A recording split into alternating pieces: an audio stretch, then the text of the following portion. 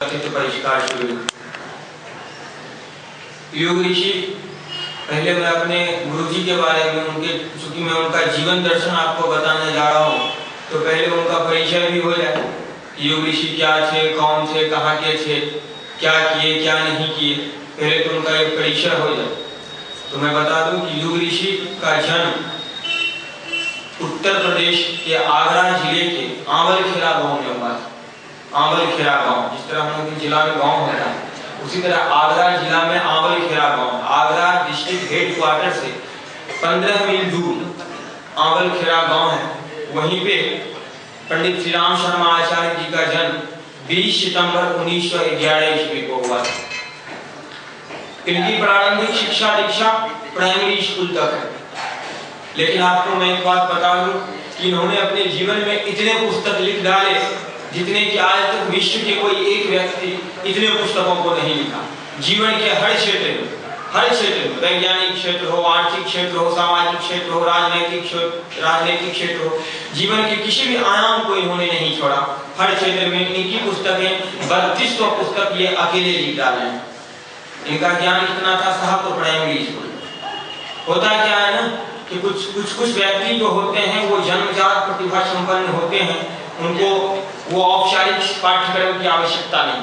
जैसे हम लोग पढ़ते हैं ना, मैट्रिक के लिए इतना पाठ्यक्रम है, +2 के लिए इतना पाठ्यक्रम है, ग्रेजुएशन के लिए इतना पाठ्यक्रम है। लेकिन ये जो अवतारी चेतना है, इनके लिए पाठ्यक्रम की कोई आवश्यकता नहीं। कबीर के लिए स्कूल की कोई आवश्यकता नहीं।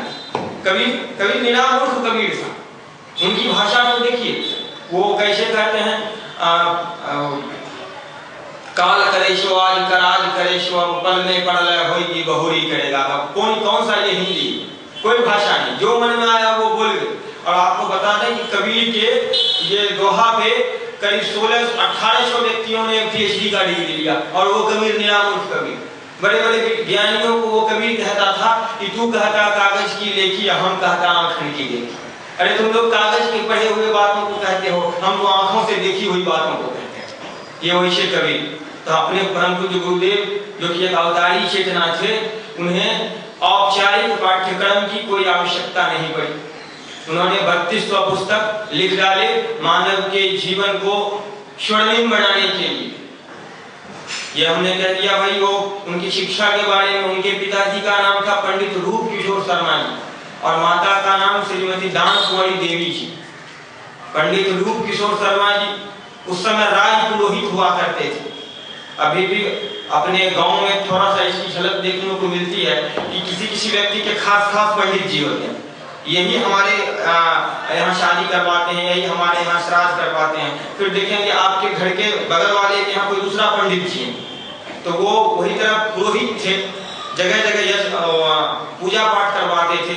लेकिन वो संस्कृत के उद्भट विद्वान थे पंडित रूप किशोर शर्मा जी, और भागवत के बहुत बड़े कथाकार थे। उनकी माता दान कुंवरी देवी जी बहुत ही आध्यात्मिक महिला थी। पंडित श्री राम शर्मा आचार्य जी उनका जो बचपन का काल, कैशोरिया अवस्था का काल जो बीता 15 वर्षों तक, वो कोई खास नहीं बीता। 7 वर्ष की अवस्था में पंडित मदन मोहन मालवीय जी से बनारस में उन्होंने गायत्री महामंत्र की दीक्षा ली। उनके दीक्षा गुरु थे पंडित मदन मोहन मालवीय जी।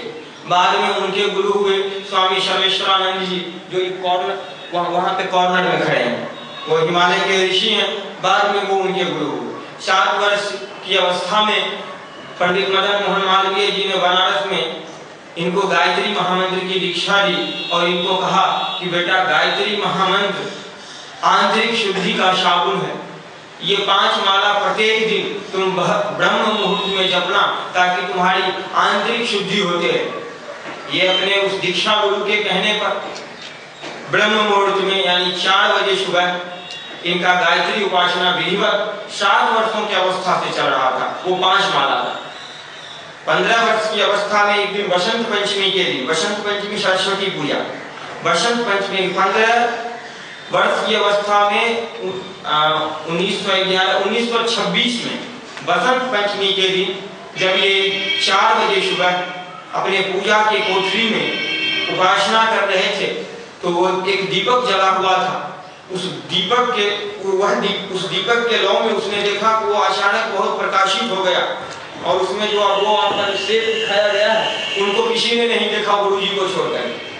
गुरुजी के ही कहने पे उनका वो फिगर बनाया गया है।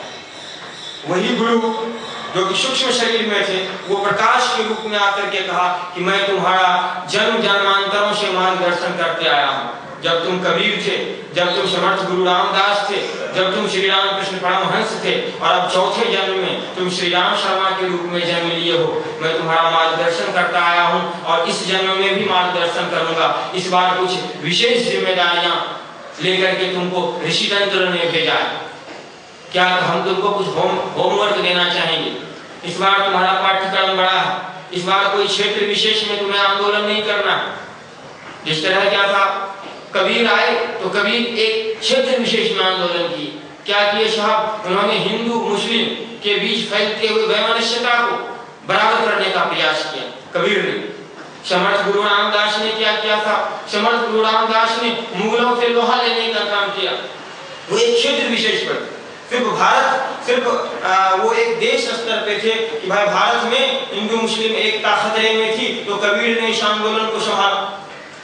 जब मुगलों का शासन था तो उसको हटाने के लिए समर्थ गुरु रामदास ने शिवाजी जैसे शिष्यों को तैयार किया। जब भारतीय संस्कृति खतरे में थी तो रामकृष्ण परमहंस ने आए और विवेकानंद के माध्यम से भारतीय संस्कृति का दिग्विजय पताका को फहराया। कहा चौथी बार कुछ विशेष जिम्मेदारी है, चौथी बार का जो सिलेबस है तुम्हारा वो कुछ टफ है।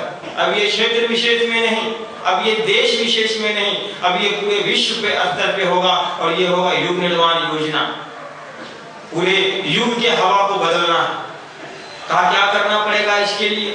कहा इसके लिए तुम्हें 24 वर्षों तक 24 लक्ष्य के पुरस्करण करने होंगे, क्योंकि भाई कोई काम करने के पहले तैयारी तो करना होगा।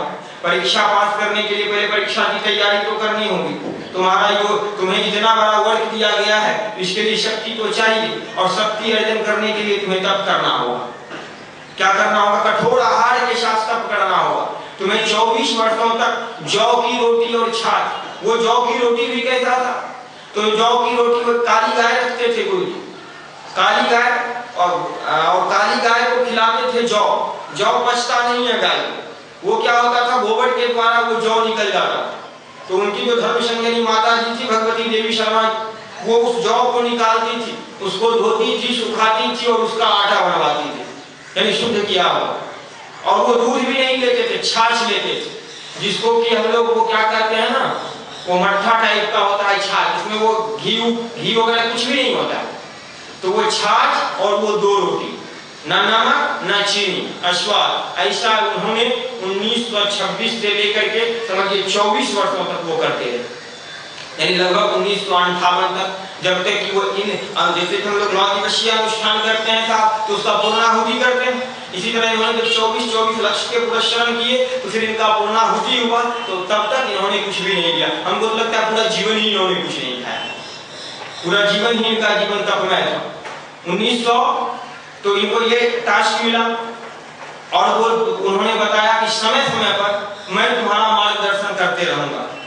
उसी वक्त उन्होंने ये भी बोल दिए कि हम 3-4 बार उनको हिमालय भी बुलाएंगे, और ये कह करके उनका गुरु वहां से अंतर्ध्यान हो गए। अब आदेश तो आदेश, गुरु का आदेश, इन्होंने उस आदेश का पालन करना शुरू किया। घर में बहुत विरोध हुआ, बहुत ही जमींदार परिवार के लोग थे उस समय। मैं कुछ कंफर्म नहीं कर रहा हूँ, शायद 3000-4000 बीघा इनको जमीन था, जो सारा क्या बहुत सारे भाई बहन थे, तो वो लोग तैयार नहीं हुए। इन्होंने कहा हम अपने हिस्से का सब चीज दान करेंगे। लोग समझते थे कि भाई ये कुछ पढ़ लिख करके या फिर कुछ करके अपना पारिवारिक गाड़ी खींचेगा, तो इसमें तो एक अलग ही वो चल पड़ा। किशोरावस्था में ही ये कभी कभी हिमालय की तरफ भाग जाते थे और कहते थे अपने मित्रों को कि हमारा घर तो हिमालय ही। लेकिन क्या पता किसी को कि साहब ये तो अवतारी चेतना है, ये तो साधारण मनुष्य है ही। 1926 में इन्होंने अपना कार्यक्रम शुरू किया और 1927 से लेकर के 1933 तक इन्होंने स्वतंत्रता संग्राम में भाग लिया, क्योंकि इनके गुरु ने ये भी आदेश दिया था कि हमारी भारत माँ भी गुलाम है, तो इसके लिए भी तुम्हें संघर्ष करना होगा। तो 1927 से 1933 तक इनका नाम है पंडित श्री राम शर्मा आचार्य। लेकिन आप आगरा जनपद के स्वतंत्रता संग्राम का इतिहास पढ़ेंगे तो उस समय एक नाम आता है मत जी, मत। तो मत मतलब होता था क्या? मत मतलब होता है जो पागल हो। तो इनका नाम उस स्वतंत्रता संग्राम में श्री राम मत रखा गया, क्योंकि एक बार हुआ क्या था कि अंग्रेज जो थे वो झंडोत्तोलन में छोटा सा